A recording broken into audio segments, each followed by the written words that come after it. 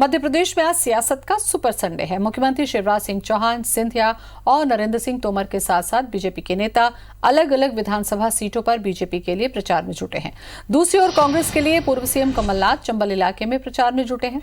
CM Shivraj Singh Chauhan Biaora विधानसभा के सुठालिया, पोहरी विधानसभा के झिरी, करैरा विधानसभा के अमोल में जनसभा को संबोधित करेंगे।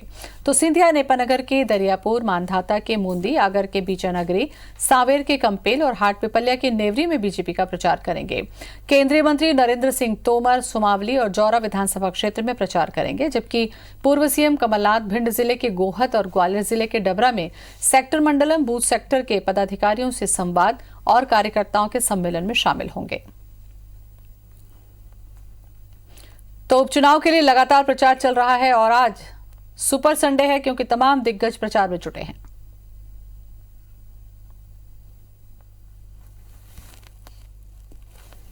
और इसी खबर पर ज्यादा जानकारी के लिए हमारे साथ जुड़ रहे हैं हमारे संवाददाता सुधीर दंडोतिया। सुधीर, सुपर संडे है, तमाम दिग्गज सभी सीटों पर जीत साधने की कोशिश करते हुए प्रचार में लगे हुए हैं।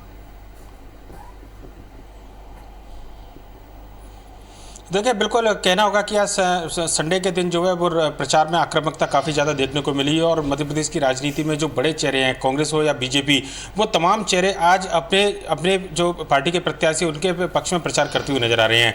मुख्यमंत्री शिवराज सिंह चौहान की अगर बात करें तो मुख्यमंत्री शिवराज सिंह चौहान आज राजगढ़, शिवपुरी और ग्वालियर के दौरे पर रहने वाले हैं। राजगढ़ में अगर बात करें तो ब्यावरा में आज मुख्यमंत्री की सभा अभी फिलहाल थोड़ी देर पहले ही खत्म हुई और इसके बाद में शिवपुरी के करैरा में जो विधानसभा के प्रत्याशी है जसवंत जाटव, उनके पक्ष में मुख्यमंत्री शिवराज सिंह चौहान वोट मांगते हुए नजर आएंगे।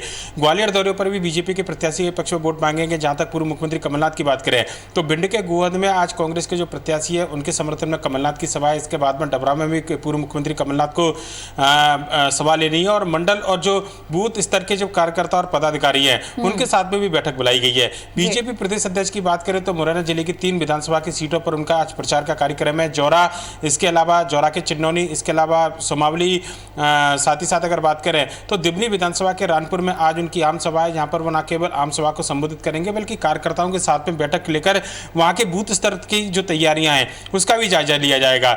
ज्योतिरादित्य सिंधिया, जिनकी वजह से सभा बनी थी और इस बार चुनाव प्रचार में स्टार कैंपेनर के तौर पर बीजेपी से पहली बार प्रचार करते हुए नजर आ रहे हैं। आज वो मालवा निमाड़ के दौरे पर, खासकर अगर बात करें तो नेपानगर और मानधाता सीट पर जहां चुनाव होने हैं वहां पर ज्योतिरादित्य सिंधिया प्रचार करेंगे और बीजेपी के प्रत्याशी के पक्ष में वोट मांगते हुए नजर आएंगे। कहना होगा कि आज काफी अहम दिन और संडे के दिन में कहना चाहिए सुधीर, संडे के दिन में हमें ये लग रहा है कि जितने भी दिग्गज हैं बीजेपी के वो सभी चुनाव प्रचार में उतरे हुए हैं। लेकिन कांग्रेस की बात करें तो कमलनाथ ने अकेली कमान संभाली हुई है और ताबड़तोड़ रैली कर रहे हैं। आप बने रहे हमारे साथ में क्योंकि मध्य प्रदेश में उपचुनाव की जो जंग है अब सीधे तौर पर मुख्यमंत्री शिवराज सिंह चौहान और पूर्व मुख्यमंत्री कमलनाथ के बीच केंद्रित हो चुकी है। दोनों एक दूसरे पर तीखे हमले कर रहे हैं। हालांकि कांग्रेस के निशाने पर सिंधिया भी हैं क्योंकि जिन 28 विधानसभा सीटों पर उपचुनाव होना है उनमें से ग्वालियर, चंबल की 16 सीटों पर सिंधिया का प्रभाव है। इधर पूर्व सीएम और वरिष्ठ कांग्रेस नेता दिग्विजय सिंह चुनावी सभाओं से दूर हैं। वो पर्दे के पीछे से संगठनात्मक रणनीति में लगे हुए हैं, इसलिए बीजेपी के निशाने पर एकमात्र कमलनाथ है। मैं कोई स्टार नहीं हूं तो आप मुझे स्टार मत बनाइए। स्टार तो शिवराज जी है। जो मैं कहता हूं आप बंबई जाइए, मध्य प्रदेश का नाम रोशन करिए, एक्टिंग में, कलाकारी में शिवराज का कोई मुकाबला नहीं कर सकता। ये तो शाहरुख खान को भी डुबा देंगे। आइफा कमलनाथ करवाएं, सलमान खान, जैकलीन फर्नांडिस को वो बुलाएं, उनके साथ फोटो वो खिंचवाएं और नाम मेरा लें। मध्य प्रदेश में उपचुनाव शिवराज वर्सेस कमलनाथ होता जा रहा है।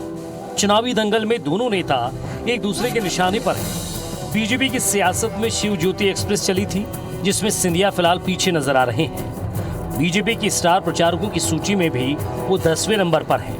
बीजेपी के प्रचार रथ में भी उनका फोटो नहीं है। बीजेपी प्रदेश अध्यक्ष वी डी शर्मा पहले और शिवराज सिंह चौहान दूसरे नंबर पर हैं। हालांकि बीजेपी चुनाव प्रबंधन के लोग शिवराज को मुख्य चेहरा बनाने में लगे हैं। सिंधिया जी, शिवराज जी और पूरी भारतीय जनता पार्टी मध्य प्रदेश की 7.5 करोड़ जनता के रिप्रेजेंटेटिव हैं जो कांग्रेस सरकार की लूट खसोट, दलाली और भ्रष्टाचार के खिलाफ है। तो मध्य प्रदेश की आम जनता के पक्ष से भारतीय जनता पार्टी है और आम जनता को लूट खसोटने वाले पक्ष से कांग्रेस पार्टी है। जय जय कमलनाथ।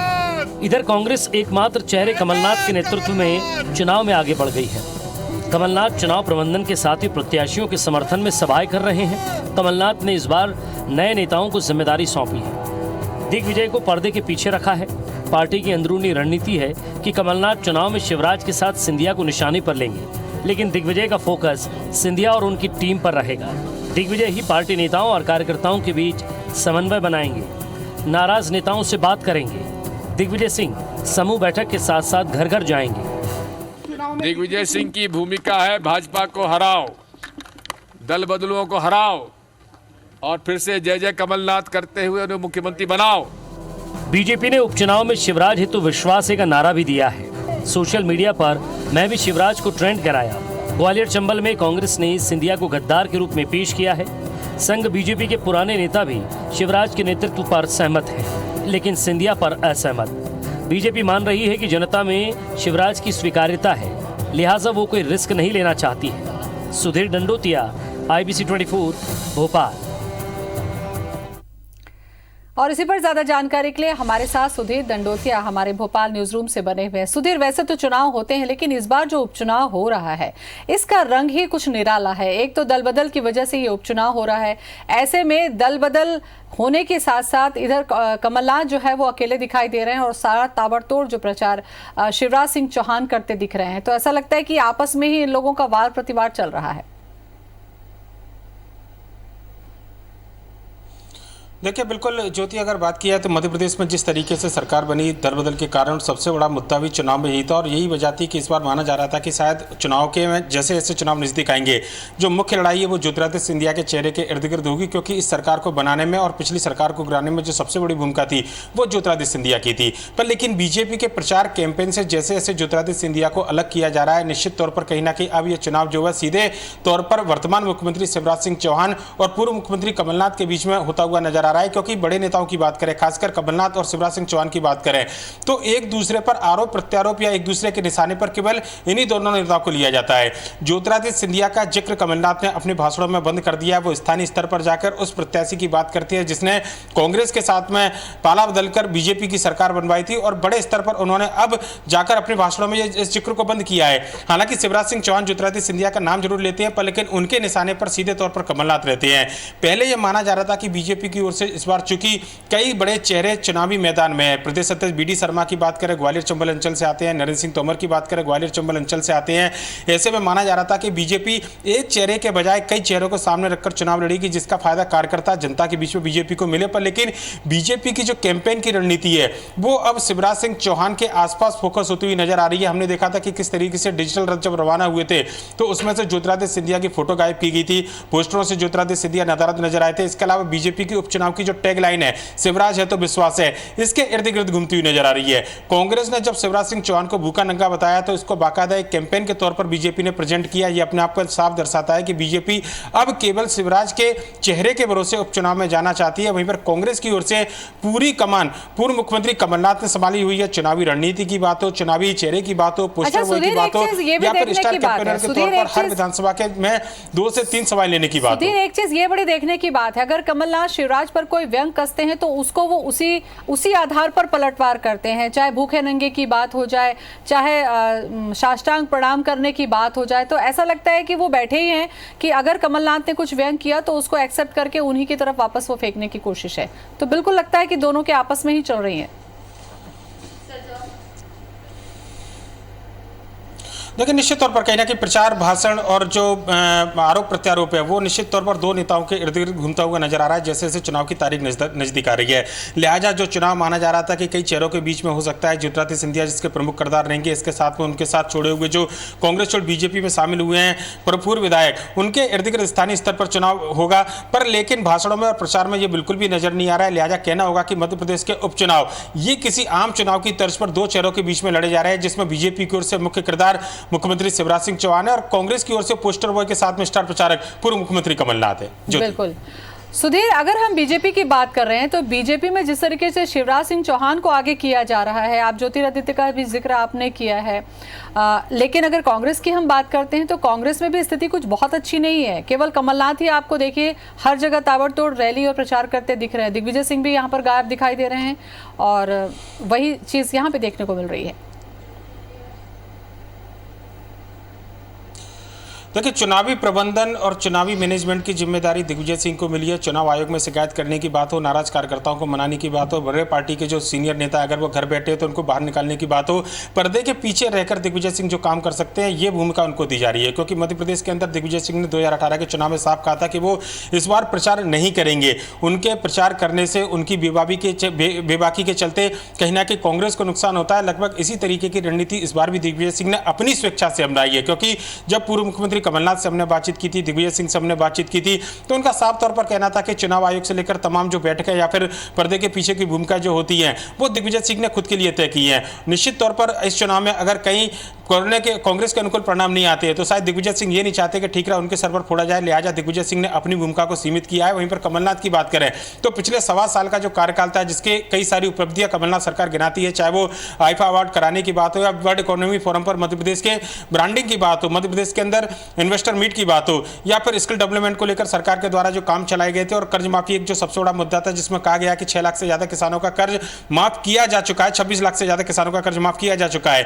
तो ऐसे में कमलनाथ के जो पिछले कामकाज थे वो कमलनाथ को निश्चित तौर पर कांग्रेस की ओर से सबसे बड़ा पोस्टर बॉय बनाते हैं और इसी रणनीति के आधार पर कांग्रेस कमलनाथ को आगे रखकर पूरा जो चुनावी कैंपेन है उसको आगे बढ़ा रही है। बिल्कुल सुधीर, मुद्दे कहीं पर प्रमुख नहीं है, मुद्दे मुझे लगता है कि गौण हो गए हैं।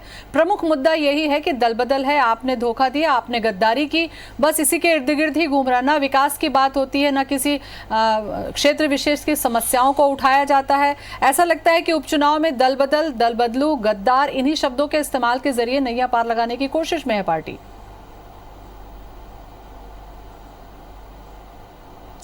देखिए, निश्चित तौर पर कर्ज माफी को कांग्रेस भले ही घोषणा पत्र में शामिल करे, बीजेपी कोरोना काल की तमाम उपलब्धियों को बताए कि 65,000 से ज़्यादा करोड़ की राशि है वो अलग अलग वर्ग के खाते में डाली गई है, पर लेकिन चुनावी भाषण या फिर प्रचार से लगभग ये मुद्दे पूरी तरीके से गायब नजर आते हैं ज्योति। क्योंकि चुनाव में हम बात करें तो आरोप प्रत्यारोप की सीधी राजनीति इस बार मध्य प्रदेश के उपचुनाव में दिखाई दे रही है और भाषा की मर्यादा जो इस उपचुनाव में तारदार हुई है वो शायद मध्य प्रदेश में इससे पहले प्रचार में कभी भी दिखाई नहीं दी थी।